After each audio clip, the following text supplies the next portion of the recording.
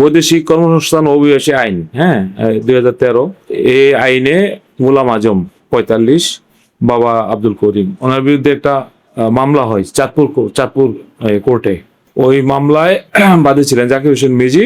এটা একটা ওয়ারেন্ট হয়, ওয়ারেন্টটা আমাদের থানায় আসে, যেহেতু তার ঠিকানাটা ছিল পল্টনের। আমরা তাকে খুঁজতে থাকি।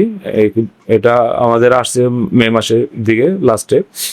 তাকে খুঁজতে থাকি বিভিন্নভাবে খুঁজে, তো পরবর্তীতে আমরা গতকাল সকালবেলা নন্দীপাড়া থেকে তাকে আমরা আটক করি সকালে 8টার দিকে। আটক করে তাকে আমরা নিয়ম মোতাবেক বিজ্ঞ আদালতে প্রেরণ করি। তো ওনাকে আমরা ওয়ারেন্ট মূলে আটক করেছি, আটক করে নিয়ম মোতাবেক তাকে আমরা কোর্টে প্রেরণ করেছি।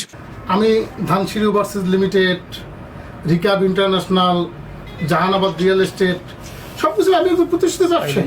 আজকে আমাকে নিয়ে যে ফেসবুকে বিভিন্ন মহল যে একই লেখা, দেখেন এখানে আপনার দেখতে হবে, একই লেখা একই পোস্ট, হ্যাঁ, কপি আর পেস্ট, একই লেখা একই পোস্ট। আমি